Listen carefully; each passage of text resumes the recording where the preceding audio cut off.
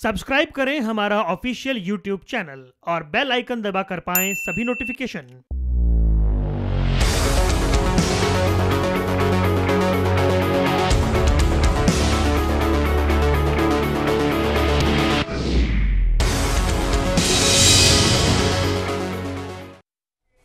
नमस्कार, एमएच1 न्यूज में आपका स्वागत है। मैं हूं आपके साथ वरुण गोयल। 15 फरवरी को हरियाणा में बीजेपी के राष्ट्रीय अध्यक्ष अमित शाह की रैली को लेकर बवाल हो रहा है।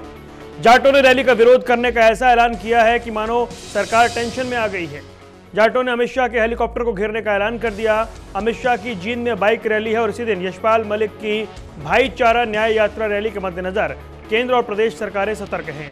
इनेलो ने भी रैली को लेकर अपना विरोध जताया है। उधर एनजीटी ने भी रैली में 1 लाख बाइकों को लेकर जवाब मांगा है। ऐसे में अमित शाह की रैली को लेकर राजनीति चरम पर है।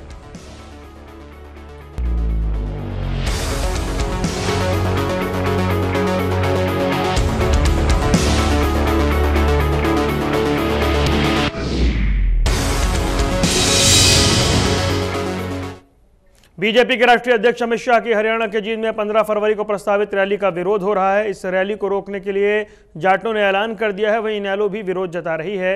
इस रैली के खिलाफ एनजीटी में भी एक अर्जी डाली गई है जिसमें अब जवाब मांगा गया है। आपको बता दें कि इससे प्रदूषण के लिहाज से खतरा बताया गया है, क्योंकि बताया जा रहा है कि इसमें करीब 1 लाख बाइक शामिल होंगी।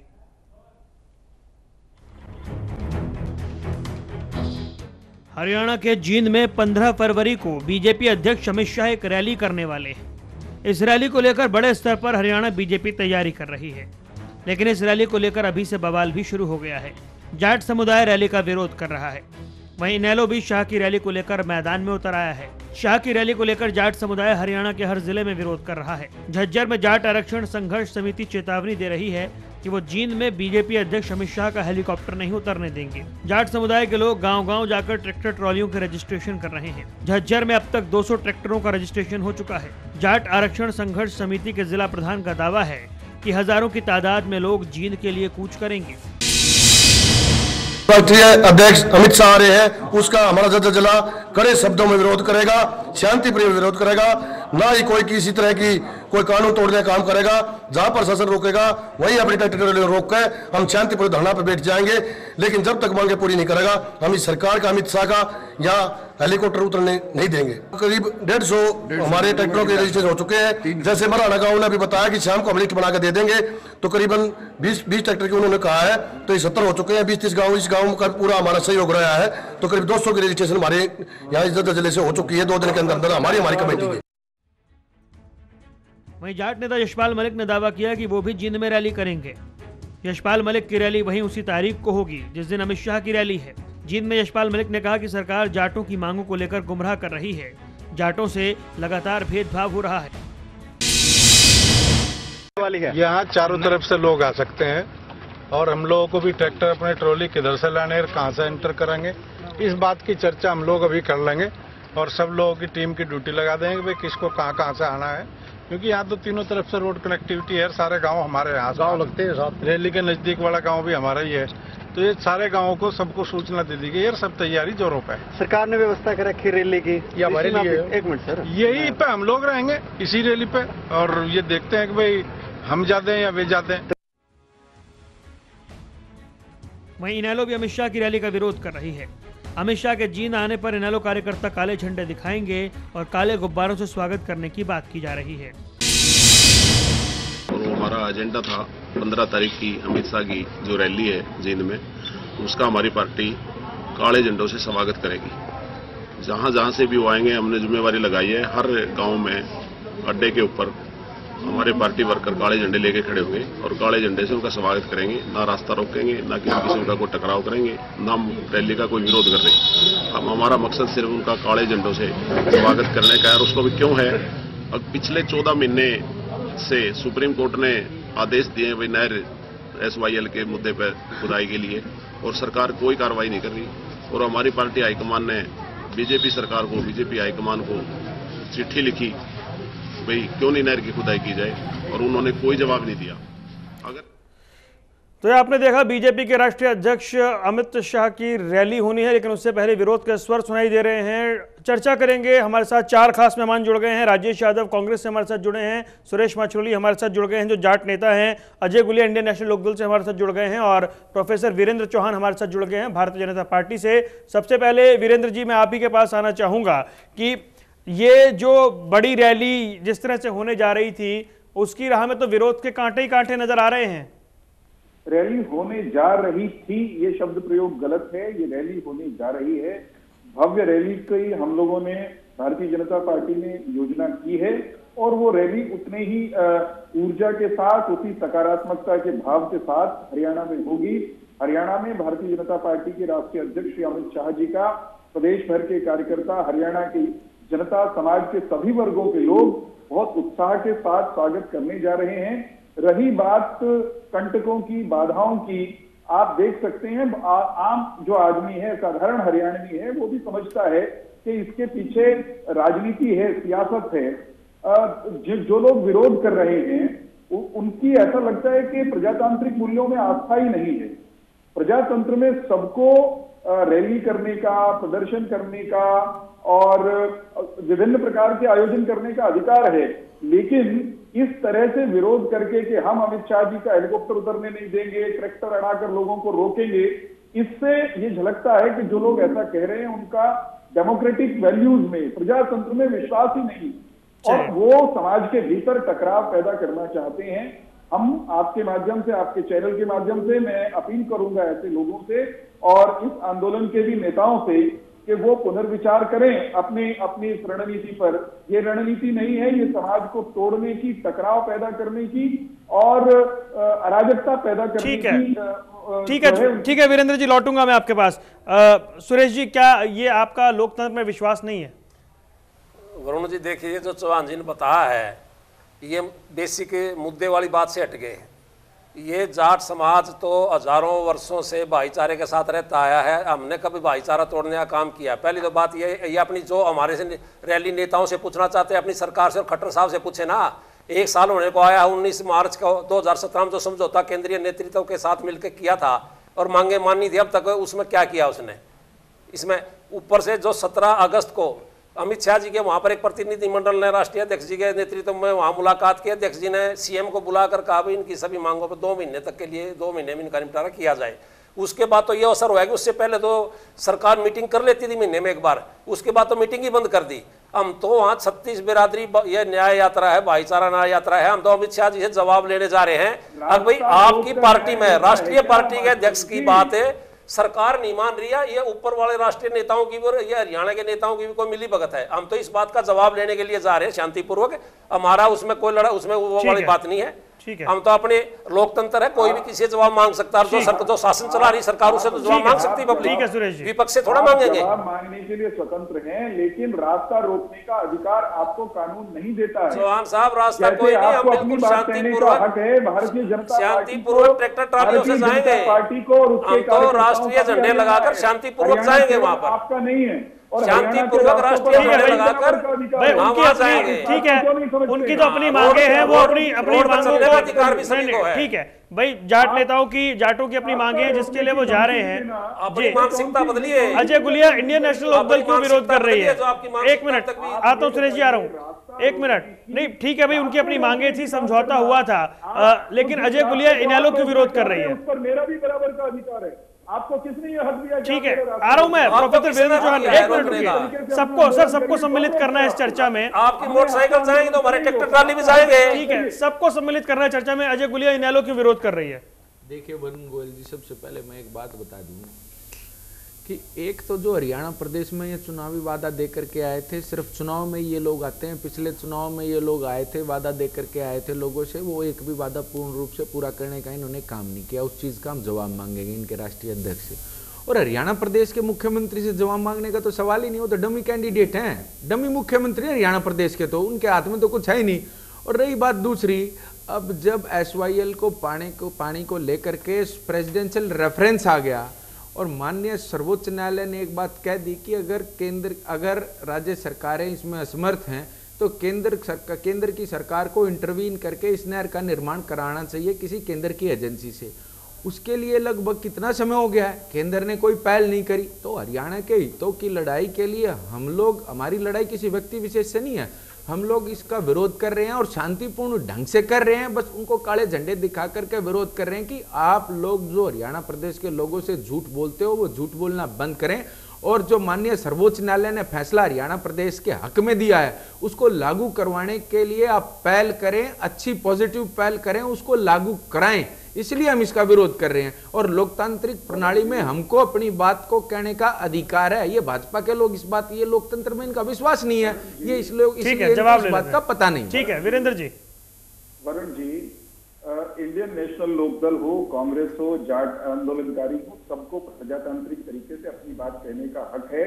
हम उस अधिकार का सम्मान करते हैं, बल्कि मैं ये कहता हूं कि इनके इस अधिकार की रक्षा करने के लिए हमको जो करना होगा हम करने के लिए तैयार हैं। परंतु आप मेरी रैली के रास्ते में बाधा डालें, धक्काशाही करना चाहें, धक्काशाही और लोकशाही में बेसिक अंतर है, ये हमारे मित्रों को समझना पड़ेगा।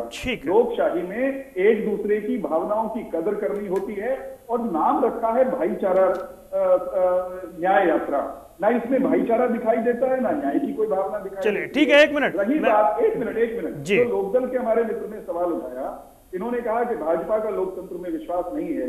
आपको मालूम है गुलिया जी, आप अच्छे से जानते हैं, आप उस पार्टी के प्रतिनिधि हैं जिस पार्टी का संचालन एक परिवार करता है।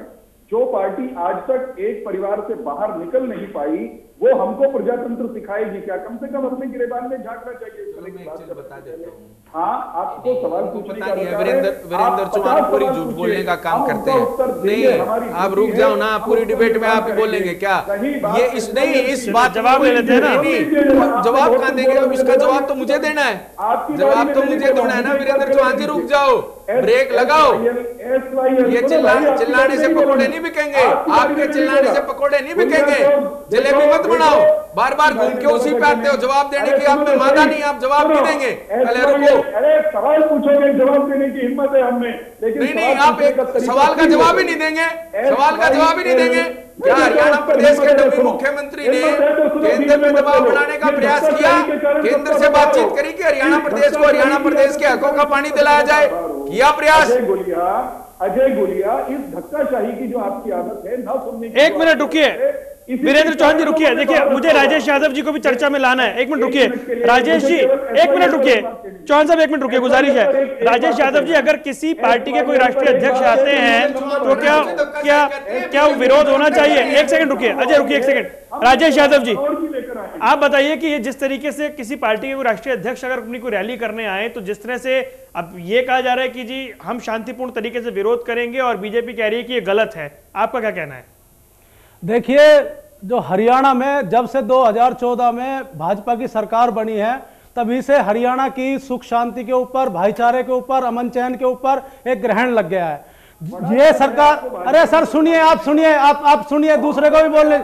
हाँ, 900, आप लोकतांत्रिक मूल्यों की बात करते हैं। जो रेयान स्कूल मामले में मीडिया के ऊपर लाठीचार्ज करवाया आपने, तब आपके लोकतांत्रिक मूल्य कहां चले गए थे?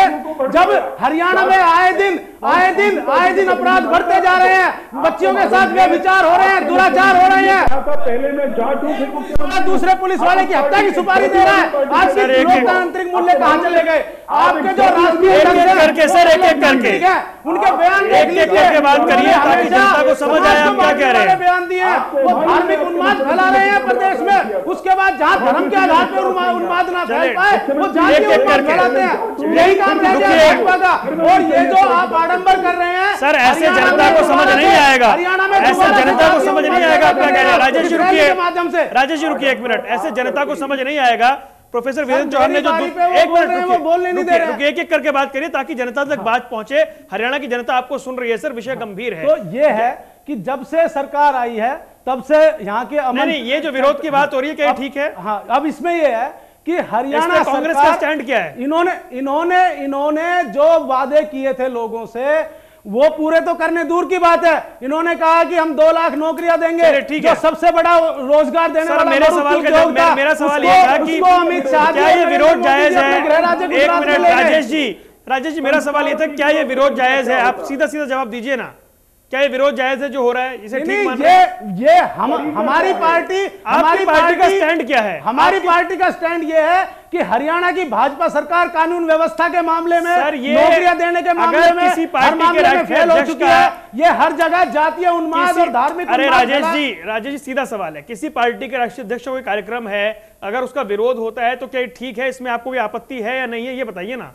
नहीं, अगर कोई सरकार अलोकतांत्रिक तरीके से कार्य कर रही है, दमनकारी नीतियां अपना रही है, लोगों के साथ विश्वासघात कर रही है, छल कर रही है, तो उस पार्टी का राष्ट्रीय अध्यक्ष का या किसी भी नेता का विरोध करना हमारा अधिकार है, हम उसका विरोध करेंगे। बस यही जवाब चाहिए था। अब वीरेंद्र चौहान ने जो बात कही थी उसका एक और दूसरा पहलू है। उन्होंने जो जाट नेता हैं, जाट संगठन है या फिर इनेलो है, उनसे एक अपील भी की यहाँ पर कि आप अपने फैसले पर पुनर्विचार कर सकते हैं। जी सुरेश जी। देखिए चौहान साहब से मैं एक बात पूछना चाहता हूं।